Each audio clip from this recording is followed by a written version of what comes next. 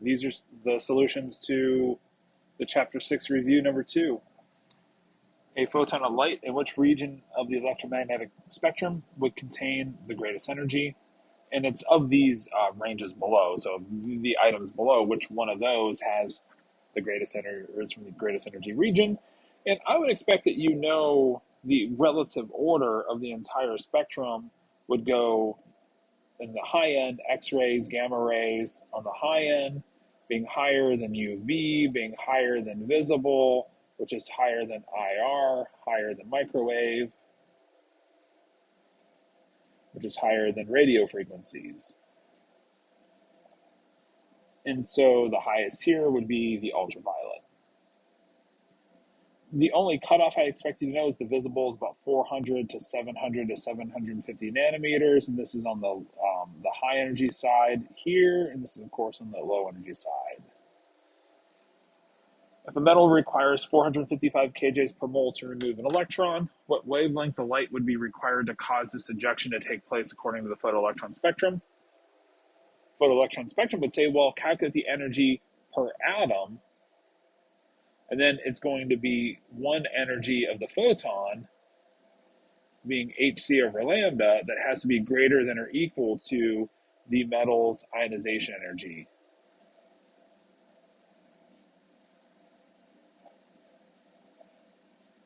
And that's for a single atom.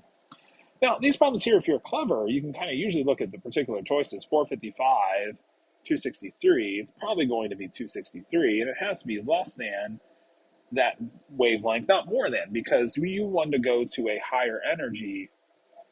So a higher energy is achieved by going to a shorter wavelength, not a longer wavelength.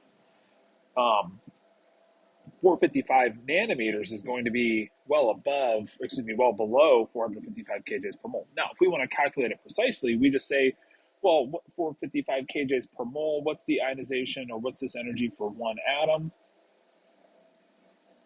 So we take the 455 kJs per mole of that metal, let's call it M. So for every 1 mole of that metal M, that would be an Avogadro's number of metal atoms.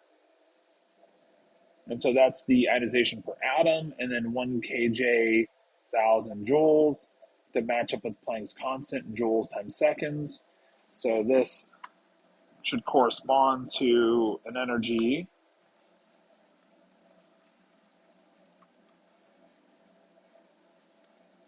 of 7.55, well, 7.56 times 10 to the minus 19 joules.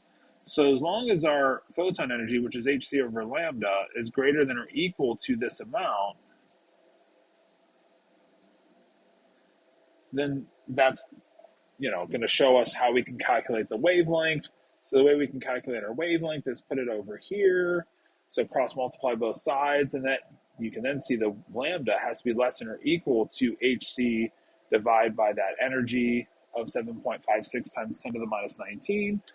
Get that energy, convert it to nanometers. You'll see that it's 263 nanometers. I'll do so real quick here. 6.626 times 10 to the minus 34 times 2.998 times 10 to the 8, divide by that energy, gives me 2.62 times 10 to the minus 7 meters. Converting that to nanometers, 263 nanometers. So we want to be at this wavelength or below, and then we can cause electrons to be ejected.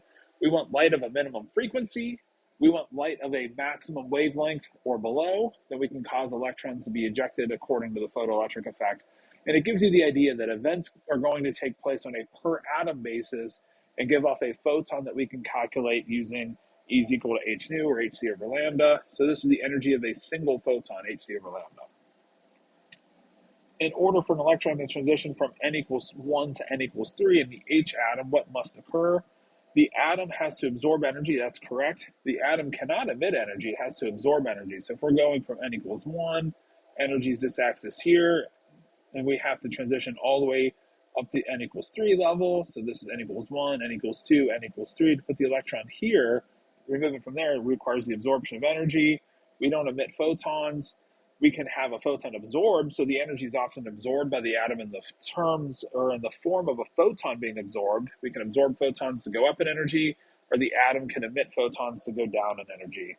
We're not losing an electron in this process. We're keeping the electron within the orbits, within the spinning around the nucleus. We're not losing the electron until it's ionized, and it's not yet ionized when it's just in the n equals 3 level. So answer B, A. Which transition for an electron in the H atom could emit a photon of the greatest wavelength? So emission comes, of course, from high-end states to low-end states, and it's just a matter of the relative energies of these states. And so, like if we have n equals 1, n equals 2, n equals 3, n equals 4, 5, 6, these energy levels are getting closer together as we go upward in energy. So the 6 to 5, this is going to be the lowest energy transition of these choices because it's the highest n to the next lowest n. And then this is going to be the greatest energy transition. So these all lead to emission of a photon. These all lead to emission because they're all high to low n. So I can't rule any of these out by the basis of the directionality of the low end to high end because they're all high to low end. But the lowest energy transition is the 6 to 5. So therefore, that has to have the longest wavelength. So the longer the wavelength, the lower the energy. So the photon given off by the 6 to 5 is going to be the longer wavelength. 3 to 2, this will be a visible photon.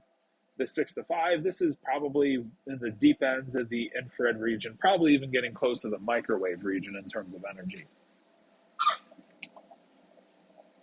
So the whole idea here is just that the relative energy, like the energy takes go from 1 to 2, very big. 2 to 3, not as big. 3 to 4, not as big as the 2 to 3. The energy difference between, each successive difference of n values is becoming smaller and smaller, and we're just approaching n equals infinity. As we approach infinity, that's approaching ionization. The conclusions derived from which theories apply to an electron. Electron supports the use of probability distributions or orbitals. The use of orbitals in probability distributions are primarily coming from the wave nature of matter, from de Broglie, and then the uncertainty principle. So we're primarily dealing with the Broglie wavelength, that electrons behave as waves, and then we don't know where those waves are. So primarily through these two principles here. Hund's rule doesn't know anything about the uncertainty principle. It's one of the issues of the Hund's rule. Pauli exclusion doesn't really have anything to do with this, nor does the Bohr or the Balmer series or the photoelectric effect. An orbital has an n of 3 and m sub l of minus 2. What is the possible value of L for this orbital? So when n is 3, the range of L values is 0, 1, and 2. So we have a 3s, a 3p, and a 3d subshell that are possible. And so then the only time we can have an L of minus 2 is when we have the L, for this case, of 2. When L is 1, the range of m sub L is only minus 1, 0, plus 1. So the L's of 0 or 1 cannot have the m sub L of minus 2. So the only possible L value for this orbital is that the L is going to have to be 2. It can't be 0 or 1 because those m sub L's can't have an m sub L minus 2. This is the range of m sub L's, but that's really nothing to do with this question. It's asking about the L value. And then lastly, the max that L can be is n minus 1. So the highest L can be is whatever the n value is, minus 1. If we had this same question but said, well, what if n equals 4, then m sub L is equal to minus 2. What orbitals can have this? For this n value, then it could be 2 or 3. So answer C would apply if we had an n4 and ask about this m sub L minus 2. Question 7. Considering a ground state atom of titanium, electrons occupying which subshell on average are the furthest from the nucleus? This is kind of a tricky question. This feeds a little bit into what we'll see in chapter 7. We might get to this before midterm 3, but the idea is that the n equals 3 space is generally closer to the nucleus than the n equals 4 space. And we're thinking of atom size as we're thinking of like 1s and then 2s and then 2p orbitals, and we're thinking 3s and like 3p orbitals, and then we fill the 4s before we start filling into the 3d orbitals. So like if you're talking about a potassium and calcium, they're filling into that 4s1, 4s2 configurations before filling anything into the d orbitals. But once we're scandium and titanium and in the transition metal block, those atoms are going to fill into that 3D subshell, which is going to actually become, and they are using these smaller 3D orbitals that are over here in terms of their relative size. And so a 3D orbital is actually closer to the nucleus than the entire n equals 4 shell. And so even though titanium, if you think about the configuration the way we write it, well, the last electrons seem to go into this 3D subshell. Those 3D electrons are actually somehow closer to the nucleus. So the furthest away electrons from the nucleus are actually the 4s electrons. Probably not a question you'll see on a chapter 6 test unless you had seen chapter 7 before coming back to chapter 6. So this might make a little bit more sense. It'll be useful to know that detail and to think about that kind of thing as we proceed into chapter 7. At most, how many electrons in a multi-electron atom can occupy the 2p subshell? So a 2p subshell has an n of 2. The L is 1 for that particular subshell, so that's our 2p. The range of m sub L's for that would be minus 1, 0, 1. So we have 1, 2, 3, 2p orbitals. And then we can get 1, 2, 3, 4, 5, 6 total electrons into that subshell. Which orbital below is not one of the d orbitals? Well, A is not a d orbital because it only has one plane of symmetry. This is what we would define to be a p orbital. In fact, why am I crossing it out? That might be the answer to the question because we're looking for the one that's not a d orbital, and A looks like the answer to the question. B is one of the d orbitals. I see two planes. That is what defines D. The L of 2 says I should have two planes of symmetry, and I do. I have two planes of symmetry here. I have two planes of symmetry here as well. So I get all of these are d orbitals because they have those two planes of symmetry. Even if you picture the dz squared, where we have this like donut ring circle here, that we still have two planes of symmetry. They just bisect the center of the atom. So I have these two planes of symmetry here going through the atom's center. So even this orbital here, which kind of looks in a way like a p orbital, but with a donut ring, that donut ring adds in that second plane of symmetry, and that would also be one of the d orbitals. Probably wouldn't ask about f orbital shapes. I showed them on a slide in lecture just so you can see an idea of what those look like. 3 sets of lobes or 2 sets of donuts on a single lobe. A little bit more complicated, but I wouldn't expect to see on the test any shapes of f orbitals. Question 10, which atom below contains the greatest number of unpaired electrons? So sulfur is a 3s2, 3p4 valence configuration. So that's going to have 2 unpaired electrons. Phosphorus is a 3s2, 3p3 configuration. So that's going to have 3 unpaired electrons. Silicon is a 3p2, 3s2. So that's only going to have 2 unpaired electrons. And then chlorine is a 3s2, 3p5 configuration. So we're going to have just 1 unpaired electron. So the most here would be phosphorus. Which atom contains 5 valence electrons? Nitrogen does. It's a 2s2, 2p3, so the highest n is 2, greatest most shell would be those 5 electrons. Antimony is in the same group of nitrogen, so it's going to have 5 as well. So antimony is in the same group as nitrogen, so it also has to have 5. Now you could double check and say, well, how do we know for sure? Antimony's configuration, its element number 51, would be krypton. That's 36 of its electrons, 5s2, 4d10, 5p3. So the outermost n is those 5 electrons there. The 4d is not counting towards the valence because it's a filled lower subshell.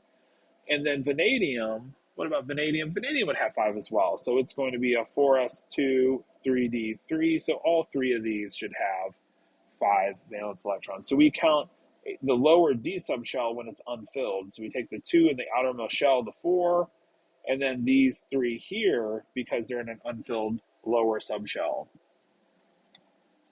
Argon and its ground state electron configuration consider that atom in its ground state configuration. How many electrons have an m sub s of minus a half?